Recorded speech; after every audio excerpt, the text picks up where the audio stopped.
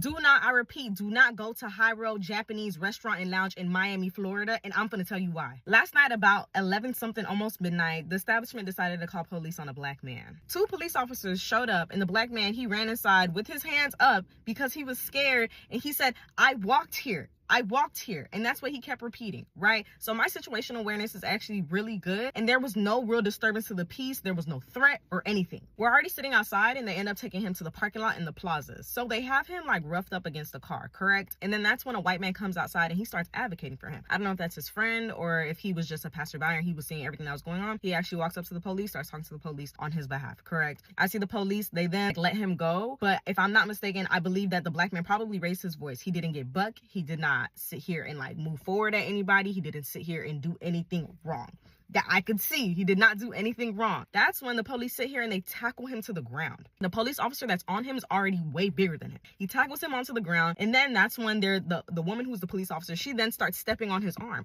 I'm so confused. There's nothing in this man's hand. I really want to let y'all know there's nothing in this man's hand. This man is not armed at all. So everyone is now outside the restaurant and watching what's going on. Of course, as y'all can see, I was very distraught and I was yelling in the video. But at first, that wasn't me because I was trying to see what was going on. And I was like, okay, I need to see how this plays out before I sit here and say something. At this point, they have him on the ground in the most compromising position and they keep him on the ground. We hear about 4 or 5 cop cars. Like crazy, out of nowhere. We hear all these sirens coming out of nowhere. I'm like, y'all called for backup? Did y'all really call for backup? You already have this man on the ground face down. You called him for backup when literally it only took one of you guys to get him on the ground? I'm so confused at this point. I'm so confused. We have all these cops. Now these cops are running out of their cars. They're running over to him. They're trying to grab his legs, all these things. And I'm just like, what? He didn't do anything.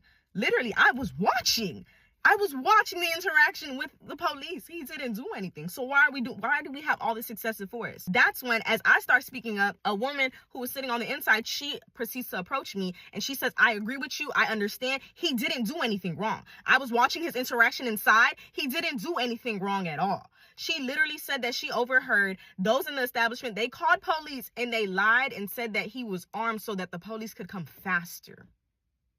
Do y'all understand how crazy it is to sit here and weaponize racism and police brutality? They called. She said that they called and they lied to police and said that he was armed so that they would come faster. At this point, I'm livid. That's why y'all see the video that y'all see, because I'm like, no, there's absolutely no way. There's a potential that this black man might get killed wrongfully because y'all sat here and decided to weaponize racism and police brutality. Really?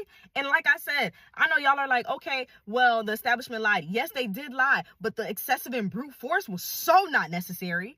It wasn't necessary at all, because it got to a point where the big cop who was on top of him, he said, put a car here, put a car here, put a car here, and block it off. So people can't see what y'all are doing. We see y'all. It's not being hidden. We see y'all literally with our 2 eyes. Everybody sees y'all. What is happening? Oh, also, I forgot to add, to make matters worse, explain to me how that woman, she sat here and she said she heard the employee say that on the phone, correct? And then that's when another employee proceeds to laugh. And the crazy thing is, hindsight is so 20/20, because we saw the employees inside, they were recording and laughing, and we were just like, what's funny about this? Like, nothing about this is funny at all. And this before everything started really getting escalated. So I'm not understanding why people would do that.